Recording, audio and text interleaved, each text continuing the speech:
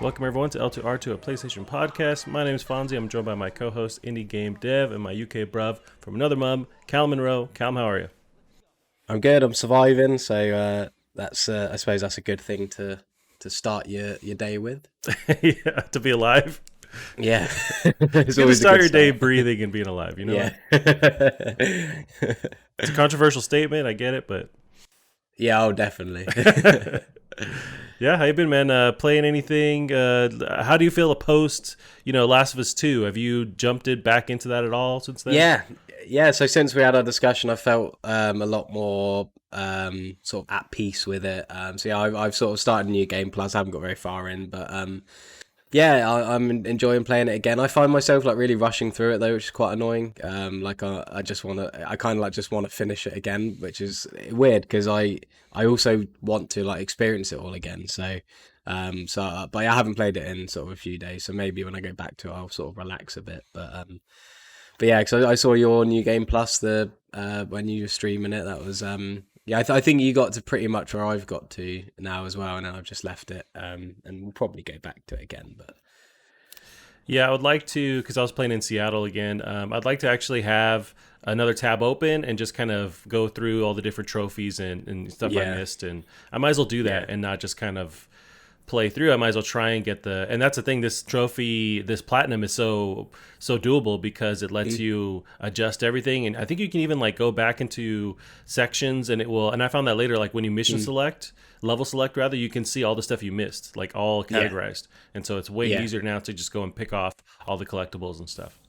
yeah, yeah. It's super accessible, and there's so many options as well. Like you can even like make yourself invincible pretty much. You can make it so like you can scan your environment for like uh, things you can pick up and Hmm. so yeah, there's a lot of things to just aid you through that, which I like it, but I also liked the Last of Us One sort of famously had quite a bad trophy list, as in like it wasn't very fun to get, but it was a difficult list, and it made you have to play it through higher difficulties, and I would have liked that because I as much as I think Last of Us Two would be really good at difficulty, there's no real reason for me to do it, especially with the amount of other games that I have to play. Whereas if there was a trophy for it, obviously I'd want to do it for the platinum. So it's a shame they didn't sort of ramp it up a bit there because I get they're trying to be accessible, but um, I think they can separate the trophies from the accessibility of the actual game itself.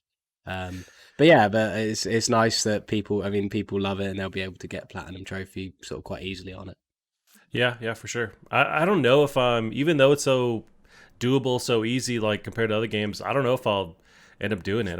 I'm sure it will. Yeah, Like it'll just require like a weekend, like fully knock it out. But I don't know. yeah, I think I'm kind of ready to let it go for a while. yeah, And maybe I'll go. yeah, I guess I just need to be in the right mood, and yeah, for sure. it's just not. I think I want something more fun and light right now. Yeah, yeah, definitely need like a palate cleanser. Yeah, Yeah. nice. Well, have you cleansed that palette at all? You mentioned you're possibly playing some Mass Effect 3. How far are you on that? Yeah, yeah. So I finished Mass Effect 2. So I've started the third one. I bought it through Steam actually because all of EA's games are now coming over to Steam. And I thought, oh, that's great. I don't have to use Origin, which is like EA's awful launcher. Right. But you do still have to use it, and like I mentioned earlier, it runs really badly because of Origin's like in-game thing.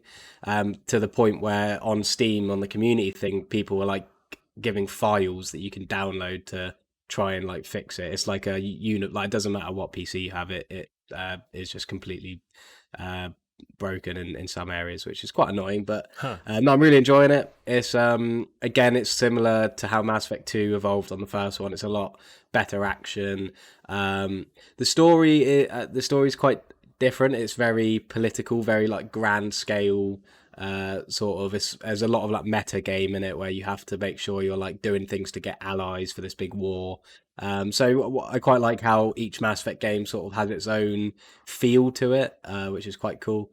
Yeah, I'm really enjoying that. And I've started Assassin's Creed Origins as well, which has been a long time sort of coming. But I thought with Valhalla sort of coming out in December, I think it is, isn't it? December or November. I want to say fall Um, time. Yeah. yeah, so I think it's about time that I sort of get through those because, as far as I'm aware, there it's like a pretty much a new story now as well, like with new characters in terms of like the sci-fi aspect of it, like the animus and that. I think Um, so. I'm not sure where they landed on that because the last two, yeah, kept the story going, but I don't know. I don't think it's a full blown reboot yet, but honestly, yeah. I can't tell you. Yeah, well, I'm about like maybe I played for about 4 hours or so, and I've done like the first sort of town you go to, like because it's a classic Ubisoft game, it's like loot porn and like tick off all these things on your map and that. So I did like the first area, and it was really I'm really enjoying it. Um, but yeah, I didn't like I haven't seen the Animus yet. I haven't like there's been certain like weird glitchy like moments in it, not actually glitchy, but like the weird like Animus stuff. But yeah, I haven't Yeah. even seen any of the characters outside of that, so I have no idea what's going on. But um, I'm sure it will come up and confuse me at some point. But yeah, I'm really, have you played Assassin's Creed Origins at all? Because I'm really really enjoying it from what I've played so far. Now I'm blanking on because there's two recent ones. Origins is the Egypt Yeah, area, right? yeah. And So the then first one of the new ones, kind of thing. gotcha, gotcha. No, that's the one I actually haven't dipped in. I played more of the newer one where you're in Yeah, like a Greece setting kind of yeah, thing. But haven't jumped into Origins. I know, or yeah, Origins. I know that one was a good. It just kind of changed everything and rebooted it in a positive way because like there was yeah, a huge fatigue with that franchise. They took the time off, and that was them coming yeah. back and just fixing the whole series. Yeah, yeah, it was weird for me because I definitely wanted to play at least Odyssey because I've heard really good things about Odyssey. Um, for just in time for Valhalla, just in case there's any story beats I need to know about. But and then the reason for that was because I was sort of telling myself I was like I don't really care about Egyptian mythology or anything. And it wasn't until a couple of weeks ago I watched The Mummy Returns. It was just on TV, and Oh, I classic. was like, I love it. I was like, I love Egypt. Like, what am I talking about? So I got yeah, I bought them both on the on sale, and yeah, really enjoying it. And I'm glad I've done it in this order, like the sort of chronological order, because I've heard that Odyssey is such an improvement over Origins. Like it fleshes out where it needs to be fleshed out, and I mean it's obviously like got a lot more filler from what I've heard, but apparently it like fleshes out all the systems a lot better. So I'm glad that I'm not going sort of back then rather than going forwards because I really don't really have any bad thing to say about it so far. I'm really really enjoying it, and it looks really nice, and the characters are really interesting, and yeah, it's really surprised me so far. Yeah, I think that one came out in the same kind of window where there was a PS4 Pro and I want to say the One X. And so there's like Yeah. not next gen, but like upgraded versions. I remember those being kind of advertised around that same time. Hmm. But no, they're beautiful games, and they really kind of master the whole open world thing. And with Odyssey, they went even further, even grander in Yeah. the scale. Yeah. Yeah, no, I'm actually more interested in Valhalla compared to these current Yeah. three that are available or coming up with Valhalla. Like Yeah. that's the one that's way more interesting. I feel like I'm hoping they're going to take more of a chance on the formula with that third one as well Yeah. with this new one coming up. Yeah, yeah, I think with Valhalla as well, because I know I'm definitely going to get it. We've talked sort of a few times about why, and I just sort of like I think there's no real point in me playing the old. I mean, there's like a million Assassin's Creed games I haven't played. The last one I finished was the second one, but because Valhalla's like in this new strain of gameplay or sort of the way it's designed, I like to sort of play them and see how they evolve. It's like with Mass Effect, I've really enjoyed seeing how they've changed and sort of Right. improved on each other. So I'd like to sort of be part of that conversation because if I just got Valhalla, I'd be like, oh yeah, this is a great game. But whereas if I play the other two, I can be like, oh, it's done this differently, it's done this better, they've taken this out, they've changed this, and Yeah. it just gives you a sort of a more in depth look at it. Because I'm a bit weird and I like to see things that way.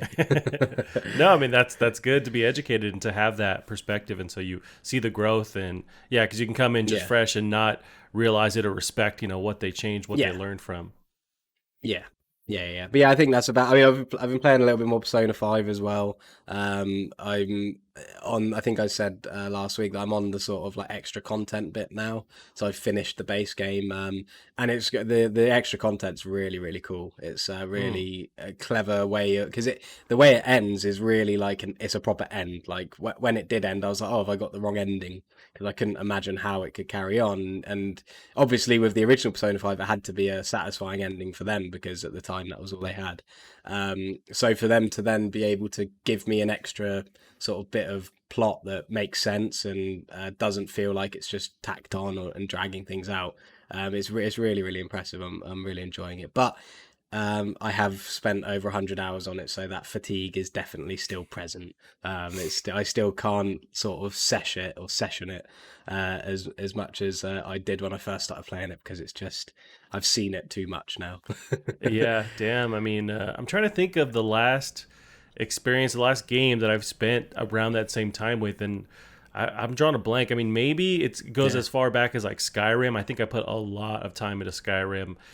yeah, And beyond that, I mean, maybe being younger and playing like GTA and having like that yeah, being the only game I've had for, I would have for months, and I would just like pour yeah, my time into that. But man, yeah. 100 hours. I mean, and that's a testament to they nailed and you talked about like the experience of gameplay that keeps you wanting to play for that long.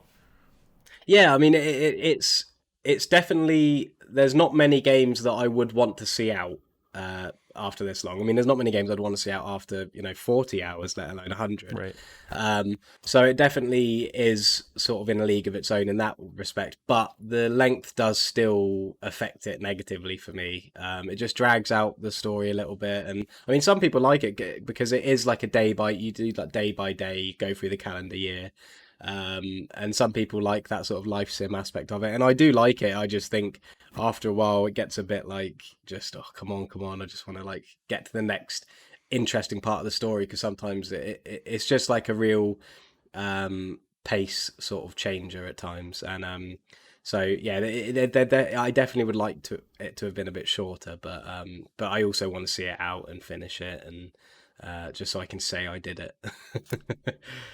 Yeah, I hear you. Yeah, I wonder. uh, I wonder how you're gonna feel when you finally are at the end there, and you can just yeah. put it away and take a deep breath. And Yeah, yeah. Maybe one day that'll happen. But yeah, what have you been playing as your sort of way to lighten up a bit? Um, yeah, you'd think that I would have a great answer. I think I jumped into some more PC games. I was playing some, and also on PlayStation as well. I was playing Mhm. some more of Warzone. For some reason, I keep going Yeah, back to that Call of Duty Warzone. They did a 200 player count thing, and I was trying that out where there's 200 players on that map, and it works. I mean, yeah, you can handle more people on there. They're so spread out where you can handle yeah, more people. But yeah, playing that, and then trying stuff on the PC. So I did try. There was some news, and I didn't bring it up, but it was news on Crisis. There's that reboot that they're doing, or the remaster yeah, rather. And I guess it like they leaked a trailer and it looked pretty bad, and so they're actually extending the time to work on it. yeah, I didn't think the yeah, trailer looked that nuts, but it made me want to go and play the original Crisis. So I downloaded it, and I actually had to deal with the Origin site as well, the Origin website. yeah, And yeah, it was a bummer, and it didn't even work. Like once I finally downloaded it, and it was an issue with like Windows 10, and so I had to do yeah, something into the files where I had to delete stuff for it to just recognize it, and then yeah, boot it up. It was a whole thing, and then I didn't even realize like it's on Steam too, so I could have just bought it directly from Steam. I didn't have to deal with Origins, but yeah, when I googled it, that was the yeah, first one that showed up. But yeah, yeah, just trying that, and because it's one of those. I remember growing up, like I was in high school. I think when that hit, where it's like, oh, can your PC run Crisis? And so yeah, now having that's like 10, 15 years, or like 10 years later, like I want to yeah, see, okay, can this PC run Crisis? And it yeah, can, but like it's still, it's still there's nothing I had to downgrade, but it's like I think it still holds up where you have to yeah, have a pretty beefy machine to play it. And it's been ported, yeah, since then. Like I think it's going to be with this Crisis remaster, it's going to be on the Switch too, but it's been on the yeah, 360, on the PS3, on everything. mhm, But yeah, yeah. it was just cool to jump back in time and play that. Yeah, yeah, Christ was a cool game. It was because it was sort of like around sort of Far Cry, sort of something to do. I'm sure it was something around Far Cry with it. Yeah, It sort after of Far had Cry some sort of 3. relationship. Yeah. But yeah, I liked quite the first Crisis. It was I didn't play it that much. I actually preferred Crisis 2 at the time, just because I was like, that was around sort of the Call of Duty days, you know, when I was a bit sort of more impressionable on those kind of action games with big shiny set pieces. So yeah, I liked Crisis 2. It was good fun. I never played the third one, but yeah, they're strange games. I don't really.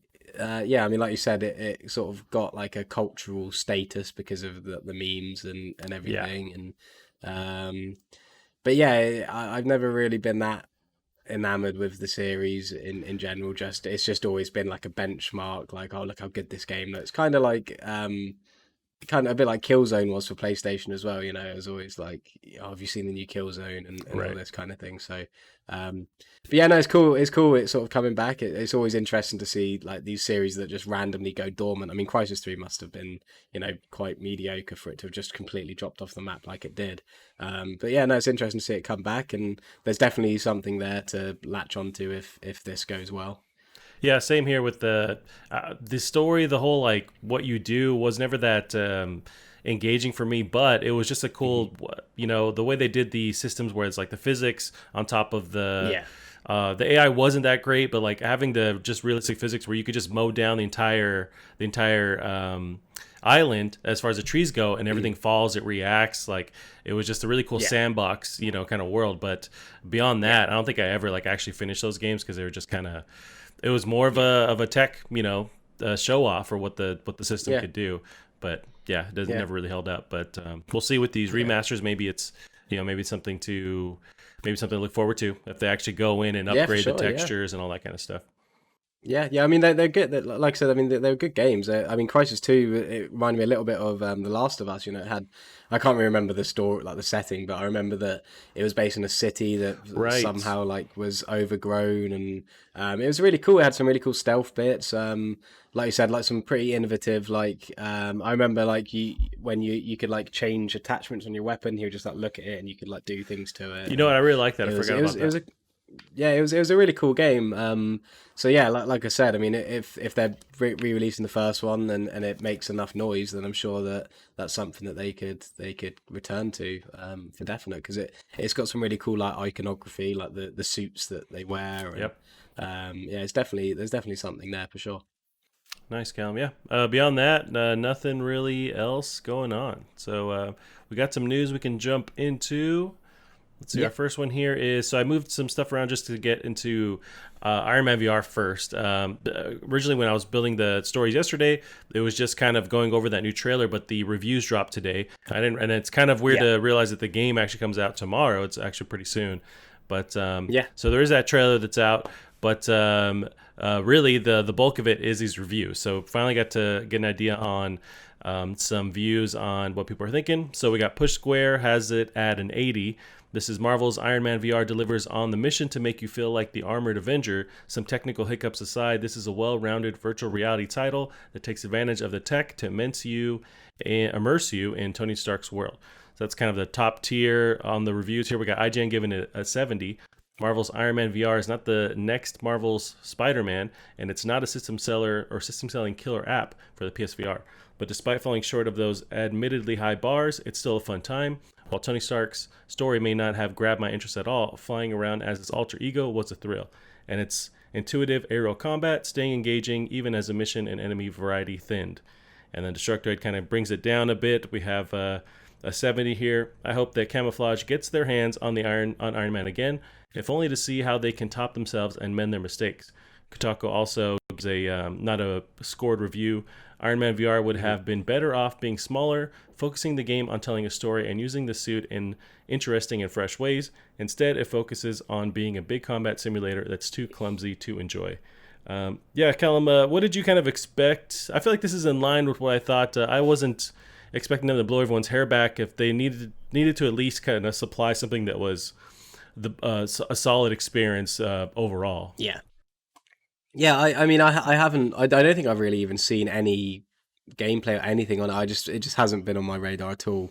In fact, I'm seeing some now. I've just pulled up like the Metacritic, and I'm just seeing like the trailer it plays by default. And yeah, I mean, I know there's been a lot of like care gone into it, and it's had a lot of hype and everything. And I think the reviews sound promising. I think it's cool. It's a really great idea to bring to VR, definitely. And I think who was it? Destructoid sort of said it well. Um, if only they can sort of take it and improve on it, Right. then that's always the thing that you've got to look at. I mean, if there's something there, then you've got to look for the future as well and see what can they do for after learning from their mistakes as well. So yeah, I think it's cool. I think it's a good score for a VR game as well. I think they'll be pleased. I mean, it's sitting at 76 on Metacritic, which is a really respectable score. So yeah, I think they'll be really pleased with that. Yeah, it's a good looking sort of game. Yeah, I mean, the big thing will be to see what they are doing in the future with this, because you're right, it's a lot to kind of build this engine and to come out swinging and to have such high accolades right out the gate. Like, it's more of, you need to see them, and hopefully they can give them Sony can give them time to work on this and fully fledge it out for a sequel. I know they already had to delay this game, so I wonder, was it a matter of if they needed more time, they could have kind of worked on some of the issues, or they just had to Yeah. put out what they had. But it's interesting. I wonder if this is something that will, if a sequel, if we do see a sequel, if it will be pushed onto, which you have to imagine, we'll see some kind of PSVR 2 in the next, 2, Yeah. 3 years. I wonder if that's the next time we see whatever they're working on. Yeah. I mean, with something when you're like flying around, I think the PlayStation VR's sort of limitations will be quite clear to see. Right. So I think to have something like this on a more powerful headset would be would it'd really improve it probably. And I mean, judging from the reviews, it seems like saying it's sort of a little bit buggy or clumsy or whatever. That's what you're going to expect of sort of VR titles that aren't Half-Life Alex. Right. So yeah, so I think it's about as best as they would probably expect. It's definitely better than I expected. I was expecting sort of a more mediocre, like mid 60s maybe on Metacritic. But yeah, they should be really pleased with that. I think the main issue with me personally is I'm just so fatigued on Marvel as a whole, especially like I mean I love Spider-Man, so that's a bit different, but it's like the Marvel Avengers game. Like, I just can't bring myself to care about that. Yeah, that one's Just because tough for me I'm as well. Yeah. yeah, I'm just so completely like exhausted from Marvel and superheroes because it's like I mean there hasn't been I don't think there's been a film in a while, but there was a point where it's just like there was like a film coming out like every 3 months or whatever, and it's Yeah. just I just can't. You know what I was thinking, and I haven't heard a lot of people talk about this yet, but with the PSVR 2, or kind of imagining what that would be, even before that becomes into play, we have PS5 coming out soon. You have your older PSVR units. When you plug those Mhm. into the PS5, do you get any extra performance? Is all of the processing done in the PSVR, or is it using the PlayStation 4 to help it render stuff? And so if you were to then plug it into the PS5, is there any kind of graphical improvement or performance improvement? Yeah, that's a good point. Actually, I didn't even think about that. That's yeah. I mean, I imagine that they would have had to have built the unit with that in mind. So like they'd have had to have sort of future proofed it themselves. But yeah, that's interesting. I never thought about that. I think the main thing is getting rid of the just sheer amount of cables involved. I mean, I imagine there'll be cables of the second unit if there is one, but I mean the way they're like stapled into the headset like around and like Mm. it's just too much of a faff. So yeah, but yeah, that's a good point. I mean, that's definitely something that they might be able to do, even if it's like a little bit better, better texture loading from distance and or better resolutions, whatever. Yeah, that could definitely be something on the cards. Yeah, because the PlayStation 4 is doing something, right? It's not like you can, Yeah, otherwise you would just plug it into your TV and you're fine. So it's doing something. I don't know how much of the workload it's handling, and if yeah, the system can just scale when you plug it into a PS5, there's going to be dramatically more improved hardware. Although I yeah. guess if that idea works, then you'd see an improvement from the base PS4 to the PS4 Pro. And I don't think I've Mm, seen anyone talk or heard anyone talk about no, that upgrade either. yeah, So maybe it yeah, doesn't, yeah. and it just like limits whatever you plug it into.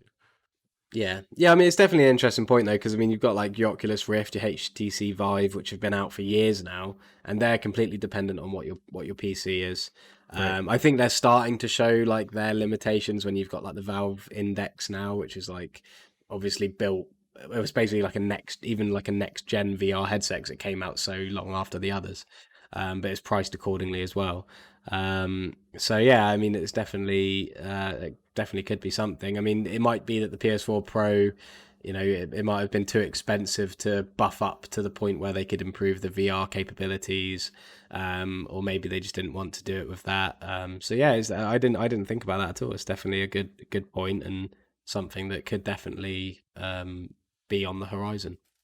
Yeah, we'll see what they announce with that, but Yeah. there must not be anything there because no one's really talking about it. So No. Yeah. we will see. All right, Callum, our next one here is some more VR stuff. We got Dreams is getting PlayStation VR support. So this is from TheVerge.com. Sam Byford has the article.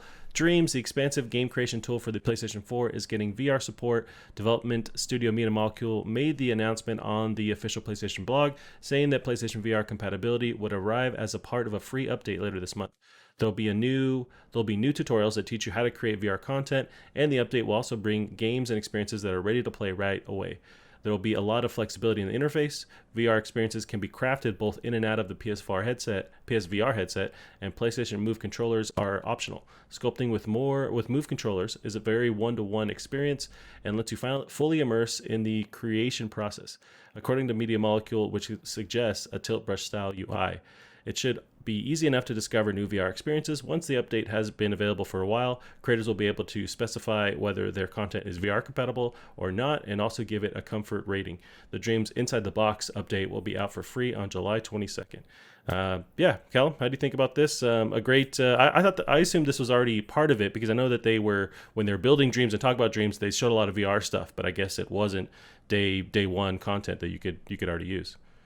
Yeah. I didn't even. Again, this is a complete oversight on my part. I didn't even think about VR for Dreams. I think it's an amazing idea. I think it's a no-brainer. It's giving people more reason to use Dreams, giving people more reason to buy a headset. I mean, maybe not like a huge reason on both sides, but at least it's something. And yeah, it gives people a chance to experience with designing games in that kind of space. So yeah, it's really cool. It's a great idea. Yeah, I'm interested to see what people create. I mean, it's already been pretty nuts to see the like high fidelity stuff that people are making, and if you Yeah. can add VR to it, I wonder if it makes it easier to create in VR too. Like if you have and it's optional, but if you have the Move controllers, if you can feel yourself sculpting and manipulating Hmm. the environment and making characters and all that kind of stuff and zipping around your world in VR, I wonder if it's Yeah. more intuitive or if it even complicates things further. Mm. Have you touched Dreams since it came up? I haven't though. Have you? Yeah, yeah, same here. I haven't either, Yeah. and it's just it's super dope. It's just there's such a learning curve, and it's like a system you have to learn. And I just Hmm. haven't had any interest in applying that time. But I No. mean, maybe if I had a PSVR, it'd be another incentive to jump in and feel like, okay, if it didn't click before, maybe with the fact that I can actually like manipulate stuff and feel more physical about it, maybe there's something there. But I have no way to test it out. Yeah, no, yeah. I mean, I'm glad I played that Art Stream thing. 'Cause I think that, or whatever, is it Art Stream? Was it called? Yeah, I think so. Because I liked that. I really enjoyed that. And it was just a cool little short game to play. Um, but yeah, no, I just haven't had any reason to go back to it really.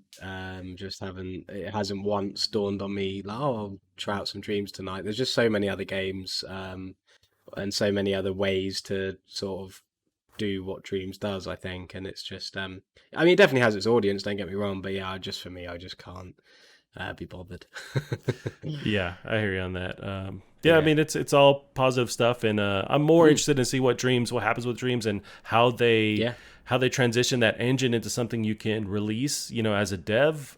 Yeah. I think they're still working that out, but we talked about how there's hurdles you have to make as far as like legally, how do you let people make money off of it, or even putting that aside, will they Yeah. make a more fleshed out system where you can play these experiences and just just get some fame, some attention from the stuff you're making. Yeah, I don't know, but I mean, we're still like just months from the initial launch, so it's really yeah. the future is what we'll see how Dreams holds up. Yeah, I mean, I'll be interested to see because from playing Art Stream, it had like a very similar, like the Little Big Planet with like the prize bubbles, and even the way like when you interact with them, it was like the exact same sound effect, same everything.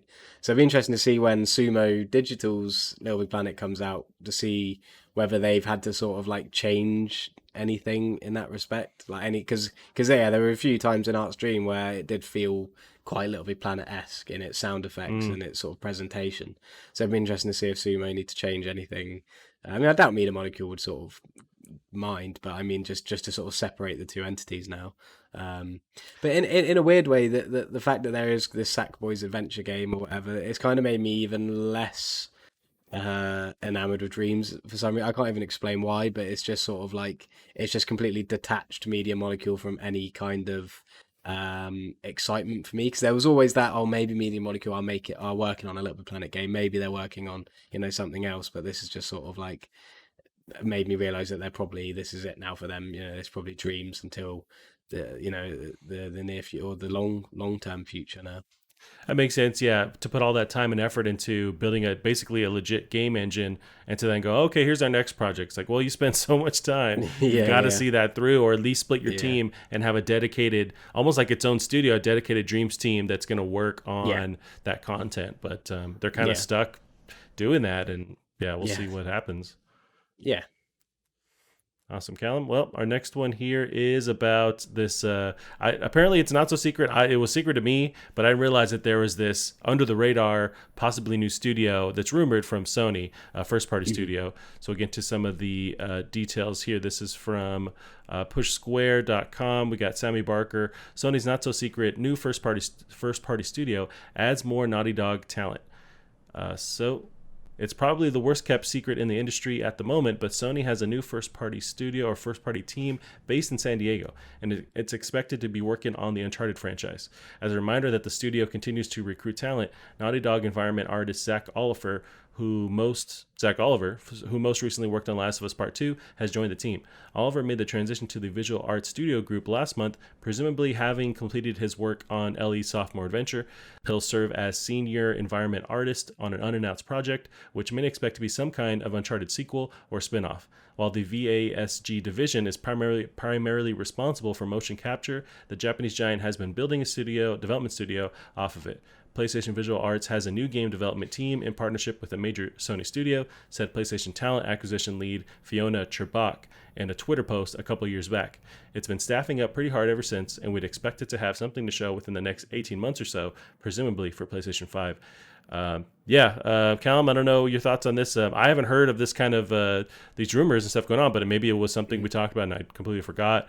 But or this isn't what we think, and they're just kind of revamping the VR aspect or no, the motion capture V aspect because they mentioned that that's primarily what that outlet has done. But what are your thoughts on that?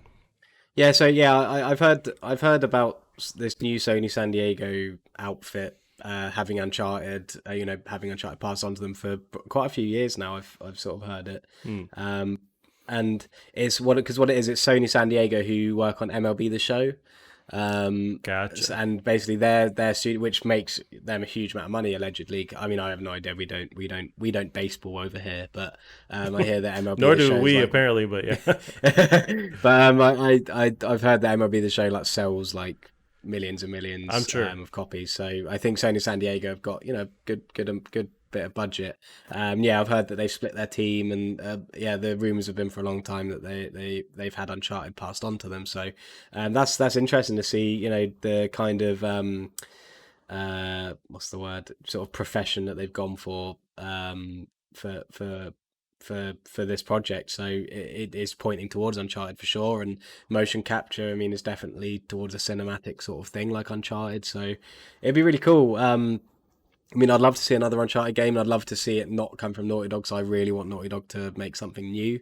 But if this is a thing, I kind of hope Naughty Dog aren't going to make a third person game because I mean that if Naughty Dog's next game's a third person game, then we've got God of War, Uncharted, Ghost of Tsushima. We've got all these third person Horizon. exclusives. Yeah, Horizon. And I think they just need to mix it up a little bit, just because it's getting a bit. I mean, Agreed. I can't get enough of them, but just to try and diversify the genres a little bit. But yeah, no, it's really cool. It's nice that it's there's some more sort of meat on the bones for that story. So yeah, it's cool. I mean, I love Uncharted. I'd love to see more of it. I mean, it doesn't even have to involve Nathan Drake or Sully or any of the characters. I just love the whole treasure hunting sort of aspect. I mean, we were talking earlier about the Mummy Returns, and like, I love that, Right. and I love Indiana Jones. I love the whole like archaeology, treasure hunting kind of aspect. It's just so interesting, and you could just have so just millions of games based on that kind of thing. Really, it's just really nice comfort food, really. And yeah, I'd love for there to be more of it. Yeah, and I mean, same here.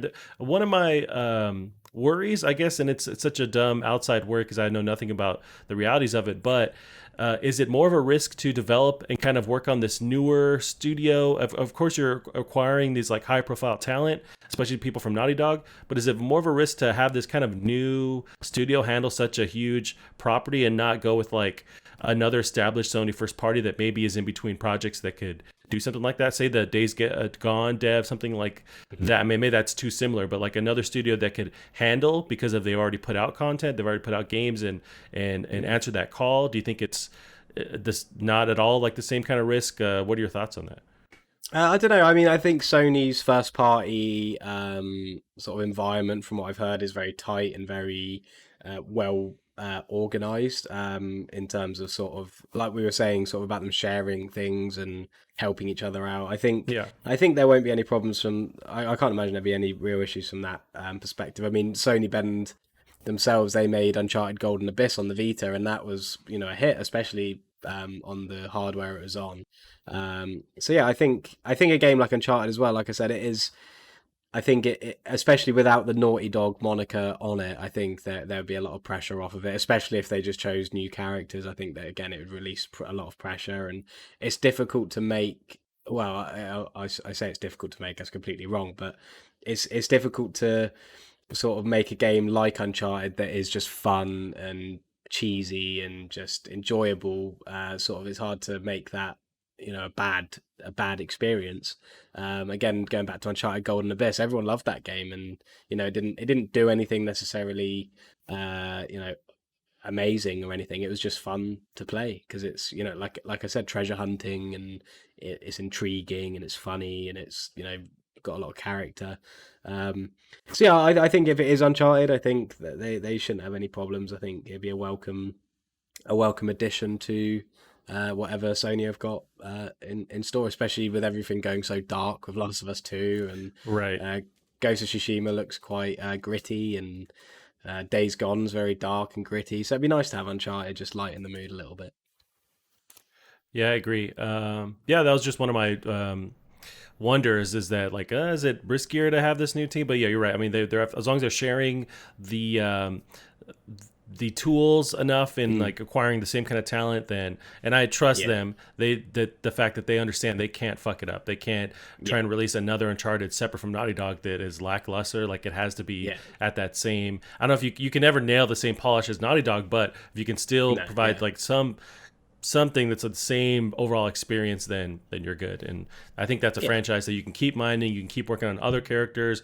yeah, Although at the same time, it's like, didn't they acquire all the treasure? I feel like there's everything that they, every secret lead, that ship that sank and that yeah, no one knew yeah. about. It's like they found everything. I think it'd be a big mistake to do it about Nathan Drake after Uncharted 4. I mean, if they were to do it about Ah, Nathan Drake, it'd have to be like Golden Abyss was, like, at some point between, like, in his career. Like, I suppose you could set it anywhere between the games. Um, but I think the way it ended, like the fourth game with, their daughter, I think that she could be a cool new protagonist. Again, it's very light-hearted, so you don't have to sort of overthink. I mean, I know that Uncharted does have an amazing story, and Uncharted 4 did get a little bit dark at points, but Yeah, I think it is lighthearted enough just to have like why not have Nathan Drake's daughter go off on an adventure and Right. hopefully it's not about Nathan Drake's daughter getting revenge for someone killing her dad with a golf Yeah. club, but Yeah, me but yeah, no, too. I think that'd be cool. I think like a female lead. I mean, like kind of like it'd be like a Tomb Raider kind of thing, I suppose. Yeah. That'd be really cool. I think that'd be a cool perspective, and it would separate it enough. I think just from having that different perspective as well. It's like Lost Legacy is one of my favorite Uncharted games, Oh yeah. and that was just a standalone DLC, but just that chemistry that Chloe and Nadine had. I mean, even if it was to be set with Chloe and Nadine, I mean, who knows? There's a lot that they can extract from this without having to use Nathan Drake. I don't think Nathan Drake has to be a part of the game. But yeah, I mean, I'd be happy either way. To be honest, I'm easily pleased. To be honest, when it comes to things like Uncharted. Yeah, no, I agree. I think they could easily do other characters, and yeah, I'm super stoked. I want to see that hopefully soon. Like I'm Yeah, actually for some reason I'm more maybe after it's after The Last of Us, but like I want that experience again. And of course I could just go back and play Uncharted 4, but I want to yeah. see like the next iteration on that kind of pulp action kind of gameplay. Yeah. You've made me want to play the HD collection now. I think I haven't. I need to get the platinum on the second and third one actually. So maybe I'll look at doing that soon. I will not be doing that. I'm not, I'm not interested. Well, You're I torturing as soon myself. as that came out, that HD trilogy, I did them all on crushing difficulty. Like I remember, I got them and I just sat down for like 3 days and just did all three of them on the hardest difficulty, and then I Dang. haven't gone back to them since. So it'll just be getting all the treasures and all that, which There's could some be. I mean, tough levels. oh yeah, they're Like the they're train some of with them are pretty difficult. the helicopter attacking you. Like I remember dying a bunch there Yeah, in the they second one. are really unforgiving games. I think the first one was really irritating because it was just like quite old and Mm, enemies used to just throw grenades constantly. Uncharted 4 is one I wouldn't even want to try and crushing because that was just such a difficult game. Even on normal, I died so much in Uncharted 4. But yeah. but I also don't think Uncharted 4 is quite as replayable as the first three. I think Uncharted 4 was a bit too Last of Us-y. Like it was very exploration, and I'm not saying exploration is bad, but it was very like non-linear, and I just want a Yeah, for really sure. linear Hollywood fun comfort romp like that's like an Indiana Jones esque Yep. fun story or The Mummy Returns or whatever. And yeah, I thought Uncharted 4 was just a bit I did love it. It's a brilliant game, but it's definitely the weakest Uncharted for me. Gotcha. Gotcha. Well, Callum, let's move on to our next one here. We got this one's just more interesting to kind of compare and get a sense of pricing going into next gen with PS5, and then we have Xbox Series X as well tied in with that. But this was from today, so we have NBA 2K21 price is $10 more expensive on Xbox Series X and PS5. So this article here is from GamesIndustry.biz. Christopher Dring writes it. NBA 2K21 will have a recommended price of $69.99 US or $64.99 UK, or sorry, in pounds when it launches on PS5 and Xbox Series X this year. That's $10 more than the PS4 and Xbox One version, which has a recommended price $59.99 US or $59.99 also in pounds. It's the first hint that the next generation may lead to higher software prices as development costs are expected to increase with the new machines. The Xbox One and PS4 versions are due on September 4th, with the PS5 and Xbox Series X edition set to launch alongside the new machines later this year. 2K says the more expensive versions have been built from the ground up for next generation consoles. Callum, we have talked in the past, and there was that arc or that news thing in the world last week about Sean Layden talking about how he's expecting, we can't keep the model going with like AAA charging the same price, and here we're seeing the first attempt at raising the price here for like the base model game. How do you feel about this? Um, Yeah, I mean, as you know, I think that games should increase in price, especially AAA games. I don't think NBA 2K21 should increase in price. I don't think it should even be. I think it should be like a lower price because the amount of money they get from microtransactions should pretty much make it a free to play game. And they come Um, out every year too, I feel like. yeah, exactly. Yeah, I don't. I think this is a bad game to increase the price on for sure. I already think that these games. I mean, it's like you got these like phone like really. detailed like phone games that are free to play, and they still make millions of dollars because they've got loads of microtransactions. And the NBA games are no different. They've got an exact same like storefront, exact same kind of thing. The only difference is they're charging you $70 to have the honor of buying their microtransactions. So yeah, I don't agree with this one. I'm not to say not. I'm not saying that if a game has microtransactions, it shouldn't be full price. But for a game like NBA, that I mean, we'll actually go onto this in our next thing, but that is so reliant on loot boxes and sort of people gambling on getting things. I mean, I again, I'm not. We don't basketball in the UK either, so I'm not too into NBA. I just know that it's very it's always being sort of shot down for being predatory with its microtransactions, and I know FIFA's exactly the same, and that's another game that Yep. shouldn't be full price. Um, but yeah, so it's sort of bittersweet. I think it's good that they're raising in price. I mean, not good for my wallet, but it's good for the industry, and it makes sense. I think as a whole. But there are certain games where that's a bit tone deaf because of the amount of money. Like you can't they can't use the argument, oh, £60 isn't enough money for a AAA game when that they make like that's like £60 per copy is nothing compared to what they actually make sort of per copy in from other avenues. So yeah, it's a bit of a bittersweet sort of example, I suppose, that's being used or that's sort of being tested. Yeah, you're totally right. I mean, this is really not the game to be kind of leading the Yeah, charge because it's the one with yeah, the least amount of credibility to demand that kind of thing. You mentioned the loot boxes or the microtransactions rather that they have.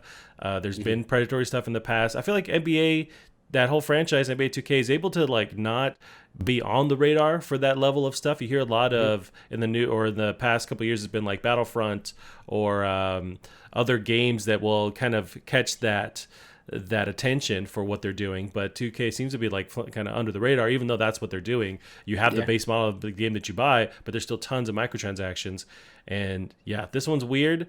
I wonder, it's also especially weird because they're charging that $10 extra for the upgraded like next gen versions, but there's so many games that have been announced already that are having free upgrades.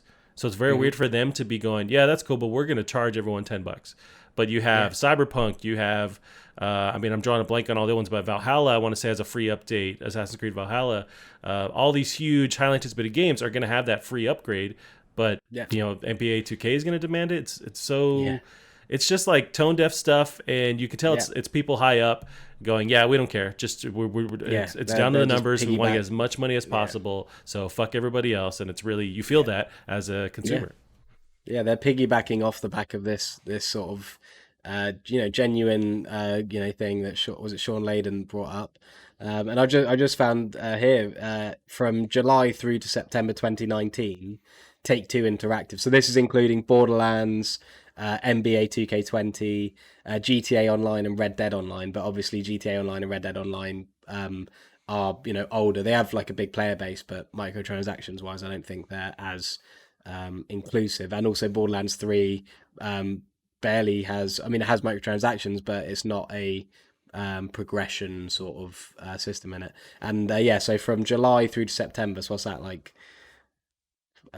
What's that? That's not even 3 months, Yeah, 4 maybe months. two.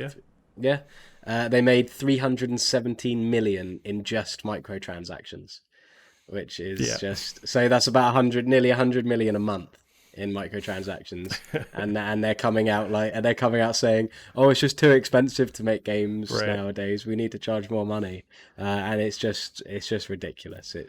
Cal, they need that extra It, $10. How are their kids gonna eat? I mean, how are they gonna make it work? yeah, right. Yeah, how are their shareholders gonna make 2 billion net worth without the extra $10? Yeah, it's ridiculous, and I think as much as I do completely agree, games are too cheap. I think it's only certain games that are too cheap. I'd say like games like your Spider Mans, your God of Wars, your Last Hmm. of Us, your Uncharted, Horizon, all these AAA games, Cyberpunk. Those are the games that they should be about £70, 70, $80. Because that they're spending so much money on making those games for us, and we need to pay an amount that will allow them to make enough of a profit to pour into their next game. But games like this that are owned by people like Take Two are just, it's just not. It's just not right at all. I mean, like I said, 317 million in microtransactions in 3 or 4 months. They could make these games free to play. They could Yeah. totally make these games free to play, 100%. But they won't. No, as long as they can gauge that people will buy the base model and then also buy microtransactions on top of that, they'll do it. And I guess people do because they seem to Mm, sell regardless. But I mean, you're right. We do support going into next gen, especially like the raise on a lot of these titles that. But it's also there's a morality to it where it's like there's certain titles that do earn that, like with these AAA games where it's just a one off, like Spider-Man, like God of War. It's just that yeah. model or just that base game that comes out, and that's what you buy, and it's going to be 6 years basically before the next game comes out, 5 6 years.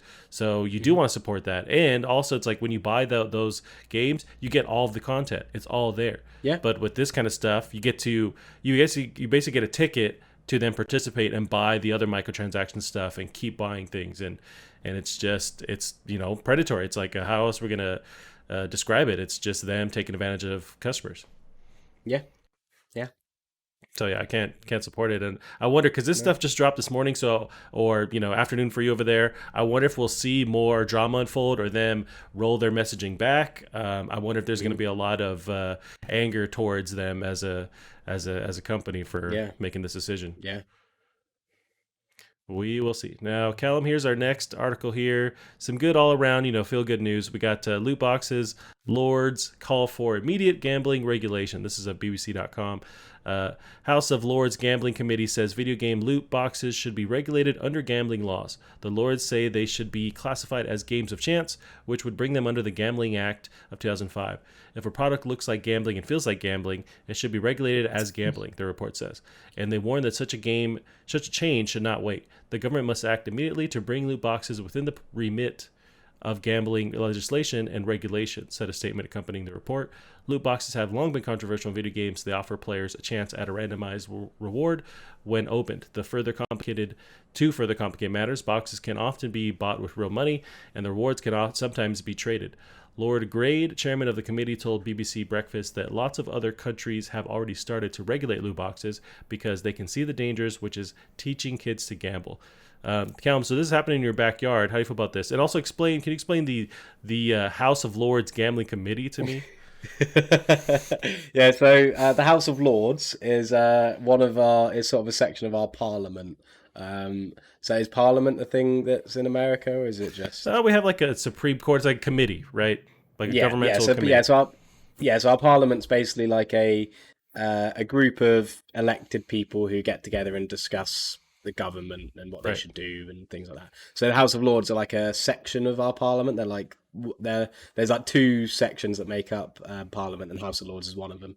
So basically, just a bunch of old British men who sort of stand around shouting at each other and like he said, doing things that other countries have already started doing, which is exactly what happened with like coronavirus. We wait to see what everyone else is doing and then Right. start doing stuff. So, but no, it's good. It's good that they're finally acting on it and doing something about it. I mean, there's no doubt that the UK is a big importer of video games, so it's a good voice to have for this. Because yeah, it's I mean, I like loot boxes. I like gambling, so that's why I like loot boxes. But they shouldn't be so accessible, especially in games like FIFA and NBA. That I mean, that certificate ratings are so low, and people argue, oh, but there should be better parenting and all this, but it's that easy that parents don't even know what's happening. There's nothing you can do to be a good parent to stop your kids from accessing these extremely easily accessed systems.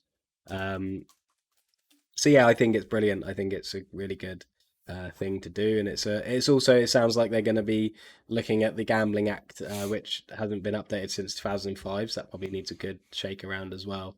Because yeah, I mean, like I said, as much as I love gambling, it needs to it's a very serious topic, and it needs to be handled with care, especially when talking about kids who if adults struggle to have self control over it, then kids for sure who don't even have a concept of money.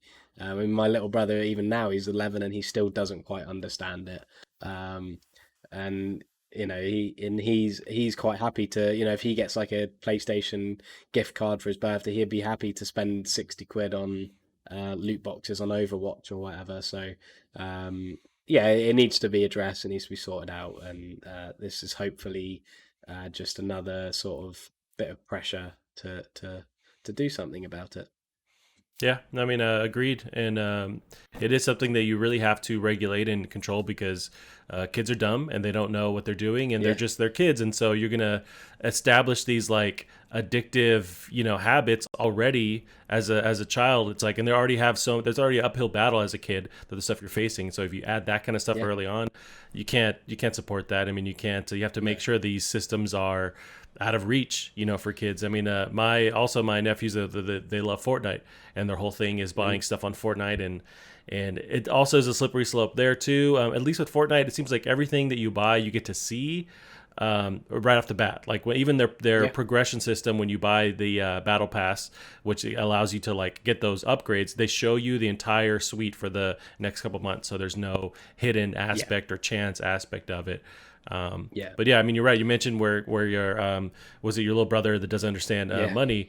My same with mm, my nephew. Like I just took him over, picked him up to take him on a hike the other day, and I pick him up in my car, and they're like, "Oh, you should just buy a new car. Like this car is dumb or whatever." Because I had some stuff like it was dirty. I had like wrappers or whatever in the yeah, car. yeah, It's like, "Oh yeah, I'll just yeah, do that, man. I'll just do that." And they're yeah. like, "Yeah, Yeah, just I'll just buy a six new hundred car. dollars. Yeah, I think you could just buy a new car."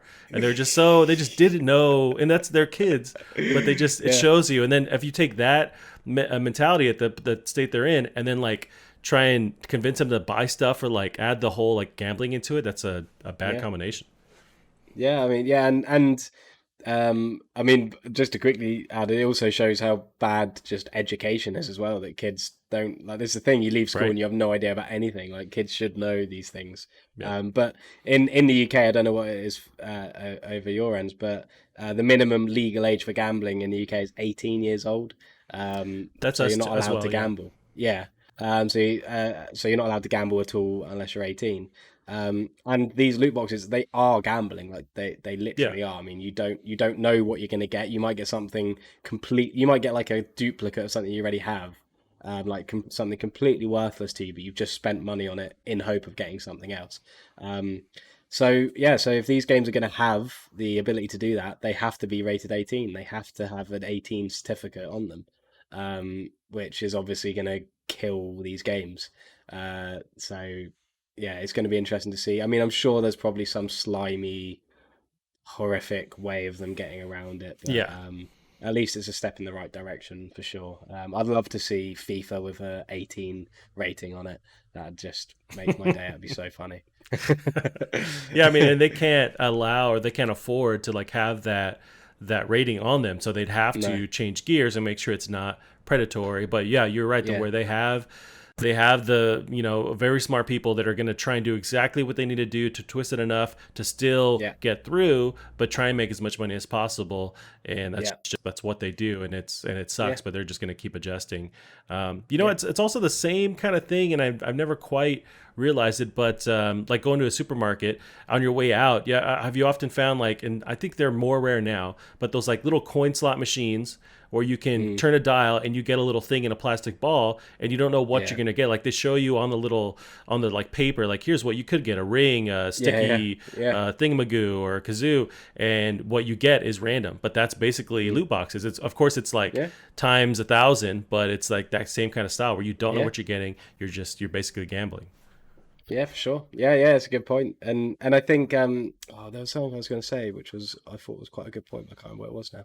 Damn. Um, yeah, it was yeah, so yeah, people always say about how like oh, it's not gambling, parents should just have a stricter control over what their kids do. Mm, But a lot of these parents, they don't care about the games their kids are playing. And I don't mean it as in they don't care if they're playing violent games. As in, a lot of parents will look at a game. This is why Peggy exists. This is why what's it called in the US, ESRB or whatever. yes. Hmm. And or it might be the other way around. And parents look at like FIFA, for example, which has awful gambling in it, awful loot crates, and they'll see, in America it's E for everyone, isn't it? So it'll say, so they're going to look at that and say, oh, it's for everyone. I'll let my kid play that then. Right. Or in the UK, it has a PEGI 3 rating, so it means if you're 3 years old and above, you can play this game. So they're Gotcha. looking at this, they've got a 9-year-old kid, and they're like, oh, he's older than 3 years old, he can play this. And then that's it. That's where the control stops, because Yeah. they're using this certification like system, which is what it's there for, to decide whether or not their kid can play it. Because they shouldn't have to get home, buy this PEGI 3 game, put it in, and go through all the menus and like learn the game so that their kid can play it, and then just to make sure there's no gambling in it. If there's gambling in it, it should be rated 18. It should be rated M for mature, because it's illegal to gamble if you're under 18. And that is where the good parenting comes in, is the ratings being updated, because Right. parents can't parent well if they're looking at the game's rating, seeing it's for 3+, giving it to their kid, and then their kid going, oh, mummy, can I borrow the credit card because I want to buy something for £2? And they're like, oh yeah, sure, give them the credit card details, and then they've spent £3,000 or something on like loads of loot boxes. It's just a stupid argument to say, oh, parents should parent better, because that's easy for us to say because we understand games, we understand their systems. But for a parent, it's a complete foreign language, so Right. they can only go by these ratings. And yeah, it's good that it's going to be classed as gambling, because then it has to be rated an 18, which is going to be really, really funny. Yeah.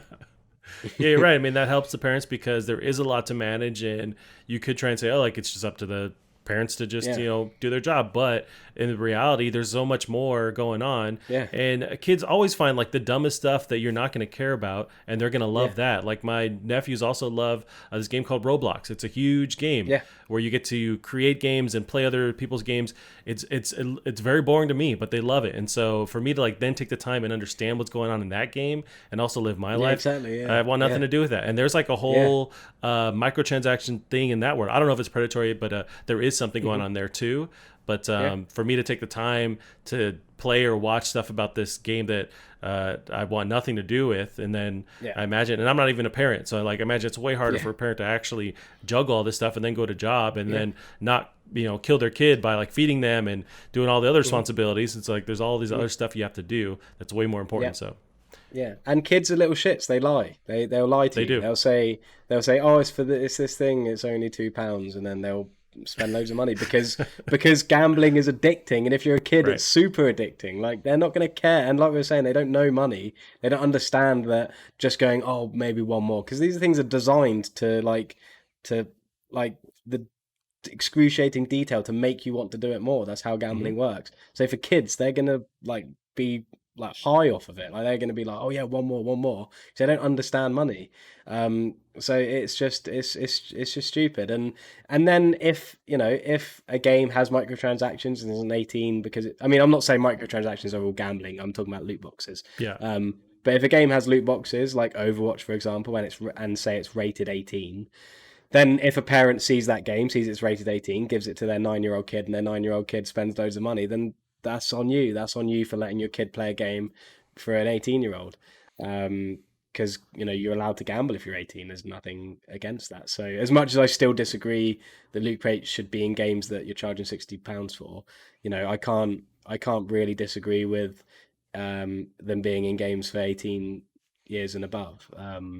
Right. So yeah, it's I just think it's indefensible, and I think people who try and defend it are not looking at it from the perspective of a parent, because parents don't care about games. And I mean, if you think about, I mean, I don't know if you've played like NBA or FIFA or anything, you don't turn the game on and then it's like, you can buy this crate with all these things. Like, you have to understand the game. You have to understand what it is you want. Like, you need to want the thing in the crate for it to be appealing to you. Like, if I play FIFA Ultimate Team, like, and I'm like trying to build a team, I'm like, oh, I could buy that pack, and I might get a gold player or whatever. A parent's not going to switch it on to see if it's okay for their kid. They're going to see these packs of cards and go, oh, that doesn't mean anything. Like, Right. it's just not a defensible thing. It's for these games to be rated 3+ and then have these really predatory gambling things, it's just disgusting. Yeah, it is, and I'm hoping to see more attention on this of stuff and see these companies have to, because they're not going to adjust unless there's pressure. So I like that there's Yeah, pressure being applied, and they're going to change yeah, accordingly.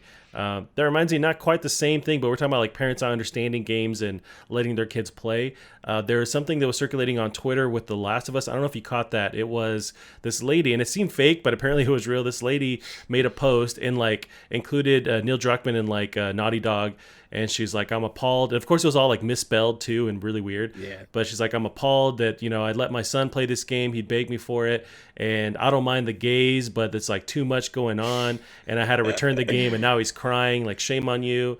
And Yeah, Ashley Johnson, the character, the voice actor for Ellie, like jumped in, and she's like, and she was really just like making fun of her because she's like, the spelling was horrible, and they're talking shit back yeah. and forth, and the mom is eventually goes like, listen, little lady, like I want to talk to people who've made the game, so basically see your way out of this conversation. And then Troy Baker jumps in, and he's like, hi, ma'am, I've made the game. How can I help you with this? This issue, basically like customer service. And she's just Yeah, totally oblivious over her head. Also doesn't realize yeah, that, yeah, this isn't for fucking kids, lady. yeah. Like, Right. this Yeah, super adult content, even from the get yeah, go, or like if you have any conscience, you can realize that this is an adult game, and so it's yeah, on you for yeah, your kid experiencing this. And or she really, the mom's issue was like the fact that there's like these gay scenes, which also isn't for kids, just for the fact that it's adults having these yeah, yeah, situations. But it was yeah. just perfect to see this unfold. Like if someone has to say I'm not this, but then that but Right. means you are. Like Yeah. there's no but. Like you can't say I'm not this, but because then whatever's following that but is the thing you're saying you're not. It's So the stamp I that you're love it. I that love thing. it. Yeah, exactly. Yeah, it's like I'm not racist, but or like the most like extreme one to use that proves it is if someone said to you like I'm not a paedophile, but like whatever follows that but is not an okay thing to say. Like so you can't do that. Yeah. But yeah, I mean, I think like if I was a parent, I'd let my kid probably play whatever because that's how I was treated when I was a kid. But I at least have an understanding of the thing I'm letting my kid access. Like Right. if if it was something I didn't understand, then I'd probably go by the easiest thing to understand, which is the certification on the box. If you're a parent who has no idea about games, you're going to look at the game, see it has a rating of 15 or 12, and be like, and then sort of go from there. So yeah, I mean, I've got nothing against people letting their kids play mature games or anything, but that's your responsibility what happens from that point onwards. You can't blame it on anybody else. If FIFA, I mean, this is going to sound really stupid, but if FIFA was rated 18 and a mum let their kid play it and then was like, oh my god, my kid like gambled away £3,000, it's like, well, yeah, you shouldn't have let him play an 18 rated game in the first place. But obviously FIFA's rated 3, so it doesn't work. But Yeah. yeah, I think that there's no like you can't I don't agree with sort of saying to people, oh, you shouldn't let your kid play that. But if you're going to complain about your kid playing it, it's just sometimes you just can't believe how stupid some people are. Yeah, and I feel like that's most. We realize, oh, that's most people. Like that's 90% of everyone that's running Yeah, around is yeah, these idiots that we're talking about. yeah, Alrighty, Callum. Well, one of the last ones here. I don't want to go into. We don't have to go into full detail. And watch every one of these, but really just the fact that there is a bunch of indie games announced, and this is Sony's Shuhei Yoshida. So he had kind of off or branched off from his original duties with PlayStation, and now kind of heads this indie division within PlayStation. And they announced some games. Some of them are just ones I've already talked about, like Bug Snatch was one of them. That kind of quirky, weird, cartoony game where you become the fruit that you eat in some weird way. But yeah, I don't know if you want to actually watch some of these. There's one that's interesting. So if you follow that IGN link, there's one yeah. I'm on called there now. so it's called Maquette. I want to say that's how you pronounce it. This one's pretty trippy. If you want to actually click on the Yeah, trailer, sure. we can Yeah, watch it on the stream here, and I will yeah, no problem. boot this up as well if I can do it properly without taking over my Hang on. entire What I'm going to do screen. is I'm going to get it on YouTube just because IGN's video player is utter, utter awfulness. Yeah, no, you're totally Maquette. right. Maquette, Maquette Yeah. game. Gameplay walkthrough trailer. One day ago, yeah, the newest one. Yeah, I've got it here. Okay, and I have Let me it know when you're ready as to well. go. Okay, should add a better. There we go. So yeah, let me know when you hit play, and I will play it as Yeah. well. So I'll play Okay. it in 3, 2, 1, go. Okay, cool. Yes, I watched just like the intro, but the way they do the they're like scaling the world in a crazy way. So you can see the the stuff on your in your world, and then look to another smaller scale, and then adjust that, and that will also affect the large scale version of the world. It's just like this weird Oh MCS yeah, kind of I like think I've seen something like this. Like yeah, so where like it's all to do with like depth and like the perception of sort of like right. depth and things. Yeah, yeah, And there's a word yeah. for that type of art, or that, or sometimes in nature, something will like keep repeating as you go smaller and smaller. I'm forgetting the Yeah. term, but they're using that kind of idea. Yeah, it's really cool. It must I sometimes think of games like this and I just think like making this happen must have just been such a like the amount of headaches they must have. Like just thinking like how can we make this come close to the camera and then be that size like in the Right. world, like it's just horrible, horrible. I've Yeah, it got a sounds headache like just a thinking about ton of coding, it. making this work, and all the bugs involved. And is it tessellation? I'm trying to think of the actual term.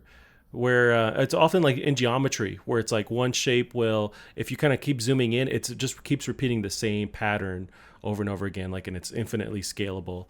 Um, God, there's a term for it, Yeah, I'm not sure.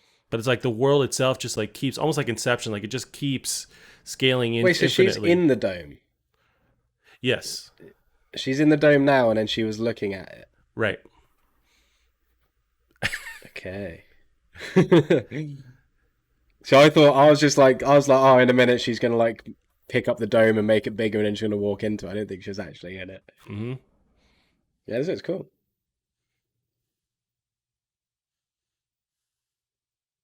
I see. So that's kind of like the play world, the maquette, and then you can scale and adjust there. Yeah, I see, and then that's gonna update in her. Oh, okay, that's Yep, pretty cool. that's nuts. It's kind of like playing like D&D with yourself.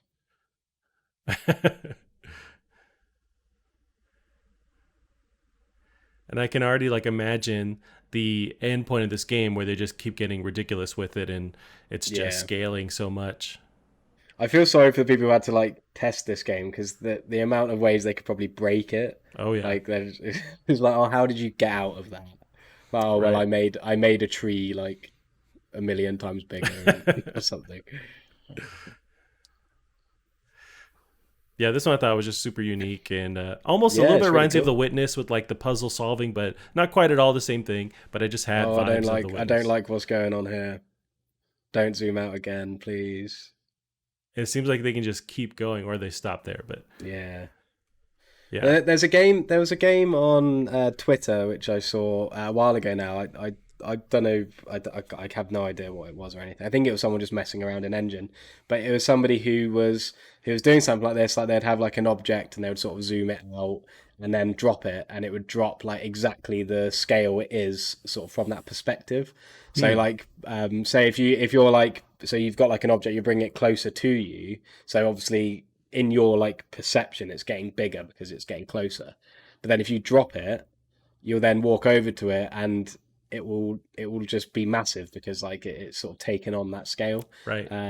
So I suppose in a way, because that's what I thought this was at first. I thought, oh, this must be that must have been from that. But this is like you can play around with a smaller version of where you are to sort of help you solve puzzles, which is like a different take on it, which is really cool. Yeah, that looks really fun. I think I remember Um, what you're describing. I feel like I have seen, it was either like a yeah, concept or somebody was working on something. It was like they're yeah, still in progress. But yeah, or I've seen also other techniques where they take in. I want to say this is with, there was like a failed Portal game that they scrapped, but there was a concept of a camera where you could take a picture of a scene, and then you could mm, then like move that scene around, but it was based on your perspective. The mm, same idea, where like once you see it, yeah, it's basically however large it looked to you, you can scale yeah, that and it becomes that yeah, size. And it's yeah, all perspective stuff. And yeah, there's yeah. people playing with this, and it doesn't seem like it's impossible, but it's all math, I guess, just under the hood. Yeah, I mean, I'd have to sort of have a play around with it, but I'd imagine you just sort. I don't even know actually. I mean, I don't know how you would. use like the camera view to then sort of like dictate how big that is. Like Right. it is very sort of strange, but it must be fun. Like as soon as you've got that system like locked down, it must be so fun to play around with. Um, and probably pretty trippy as well. To if like, sort of yeah, you probably end up sort of accidentally doing something that sort of make you be like, oh, I wish I hadn't done that. Yeah, Wish I I hadn't think. seen that. Now, there's one more column I will show you, and I will actually send you the link here. This is a Yep. recompile. So this is shown off, and this one is going to be a PS5 game too. So I will send this to you in the docket if I can send it over to you electronically. So this will be after that link here. I just added it to the. There Yeah. you go. You got it. You got it. So yeah, I have this one going. So this one's PS4 and PS5, which I find interesting too. But let me Yeah. know when You you have it playing? going. Yes, I will play Yeah. I'll go now. now. Yeah. Cool. Yeah, this looks nice.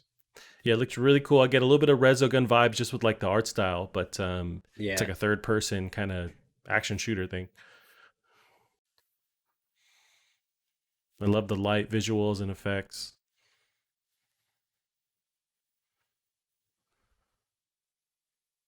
Yeah, it looks nice.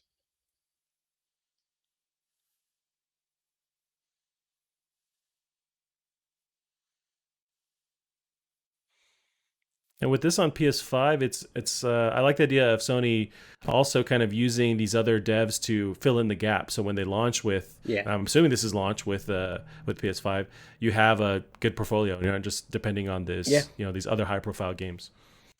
Well, it's like they were saying in Mark Cerny's sort of Power Hour thing he did, where he was sort of saying about how no matter the studio, you know, they want to make PS5 as easy as possible to develop for, and Mm, so I suppose this is evidence of that. And it's cool. I mean, I think we mentioned before that Sony seemed to have taken like a sort of a bit of a less conservative or liberal approach with their indies, but having Shuhei Yoshida sort of come in and sort of take that over is a right. really good sign. Some of these enemy designs are really cool.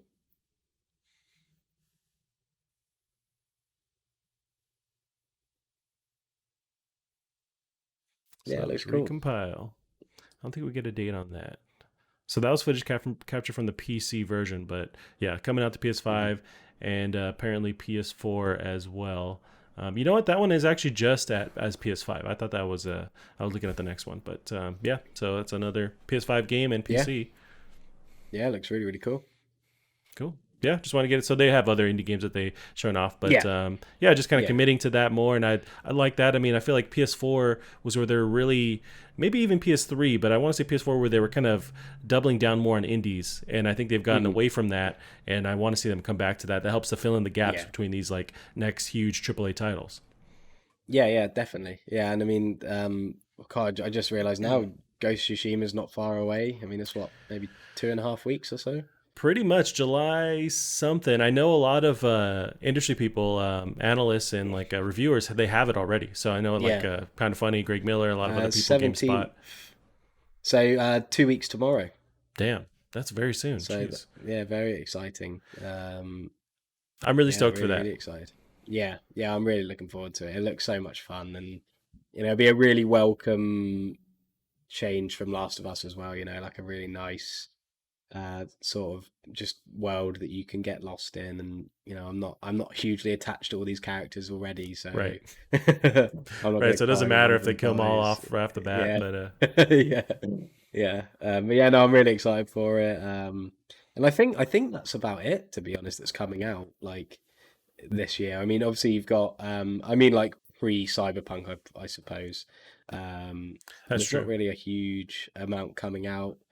Obviously we've got Assassin's Creed, which I just wanted to double check actually. I think that's because I thought it was November, but I'm pretty sure actually, yeah, December 2020 now. So that's going to be interesting to see because that'll probably be around the PS5 release and um, Ubisoft has an event coming up. I want to say it's in July, very mhm. soon, where I'm sure they're going to show off gameplay and give us an actual like locked in date for Yeah. Valhalla, anyways. Yeah, so yeah, so I've just clicked onto the Wikipedia. I think December's like the placeholder date for Q4, so it could be any I suppose I mean that could even be before Cyberpunk then. So I do think December's a bit of a weird month to bring a game out in. Um, Yeah, usually like November, you want to nail it before Christmas, and also like yeah, the Thanksgiving ish is when a lot of them try and get there.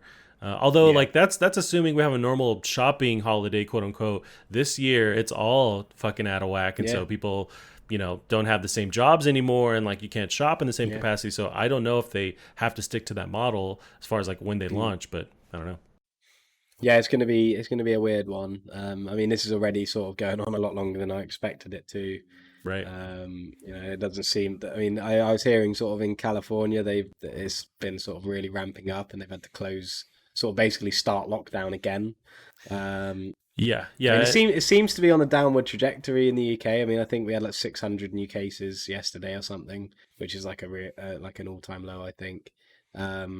But yeah, I mean, we never know if it's going to be a spike. I mean, I think I said to you the other day that we had a huge like emergency status down sort of near where I live because we had loads of holiday makers come down to the beaches and Oh, right. leave all their rubbish and litter, and it was like just it's like those moments you have just in life where you just think like humanity is just disgusting.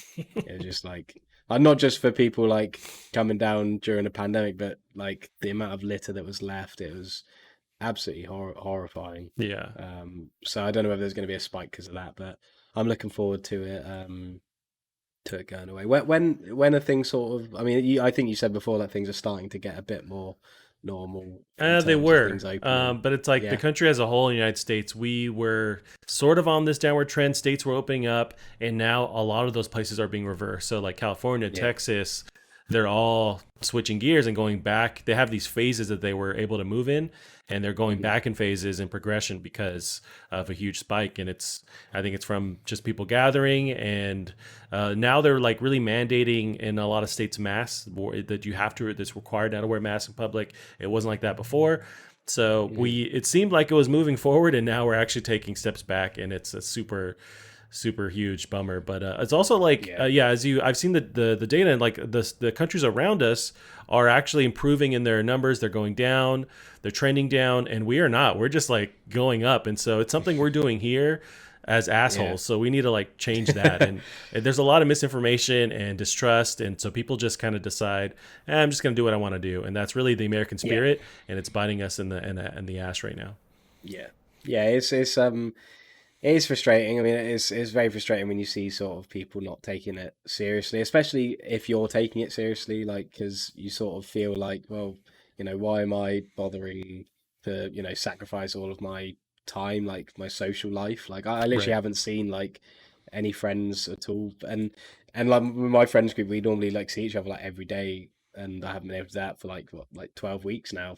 Um, and then you got some people who are just like not even thinking about that. And I mean, Right. I say that, but if because obviously I moved back home beginning of the year, I probably if I hadn't done that, I'd probably not be sort of caring as much as I am. So I am kind of hypocritical in that respect. But yeah, it's frustrating, and I just want it done now. I just can't be bothered with it anymore. It's Yeah, I can feel my mental health just declining, yeah, man. Like luckily, I have a job, and like we're keeping everything going. Like we have our yeah, place still. It could be worse, but you can feel because you can't look forward to like the future. I mean, we used to love going to no, concerts and comedy shows, and everything's just canceled. You can't go yeah, anywhere, even restaurants. I mean, so it's like your normal day to day, which would keep you feeling all right with how everything sucks. Now you don't have those things to rely yeah. on, and it's just I don't know, It's but yeah. it's even got me considering going to university, which is like such a weird thing. Like, but Oh, because really? like just everything's so different, I'm like, oh, do you know, what? I want to change. I want to like do something like that, and I don't know, I don't know what's going on anymore. I don't even know like where I am. Would those be online though, or would they physically? Would you guys Well, physically no, meet? no, I was thinking I kind of want to go to university and study English. Mm, Like do like a creative writing course or something. I just think that'd be quite interesting. It would because obviously like I do my indie dev stuff. It's it's hard to like keep motivating myself, and I feel like I've been out of academia for so long. It'd be nice to get back into it just to sort of like enforce some creative habits and right. processes. But I also feel like if I went to university, I'd probably by the time I'm in and get out, I'll be 30, and I just feel like I don't know whether it's worth spending that much time in my sort of like my late 20s to do that. But I know that that's just like a personal like stupid thing to think. But this is one of those things, isn't it? Yeah, I mean, I would say go for it. I mean, like now's the time to try shit and do it. Yeah, Like, and really, there's, I mean, you have so much time ahead of you, so it's like, yeah, I would say go for it. yeah. But Well, maybe. yeah, right. We assume. Yeah, yeah. Say well. I was about to say it's safe to assume, but it's not at all. No, It's no. not on this little island of illness. Uh, but yeah, but I mean, to sort of bring the positives out, it's made me be able to play lots of games. So I've been able to play a lot of Yeah, video games, which is always good, always that's a a good thing. that's a And positive. I've not had to really think about work or anything that much, so it's been quite nice in a weird way, in a sadistic way. It's been quite nice. You got to find those silver linings when you can. Yeah, especially right now. Yeah, So, yeah, yeah. all right, Callum. Yeah, we'll end it there. Where can they keep up with you online? Bear Bummer on Twitter is probably the best place to hear my or see my words. There's nowhere else really. Gotcha. Yep. And for the show, twitter.com as well. Plastic Heart Pod on Twitter. Alrighty, that's it for us this week. We'll see you guys next week. Bye bye. See you later. You're too late. I've already summoned Meteor. Okay, let's go.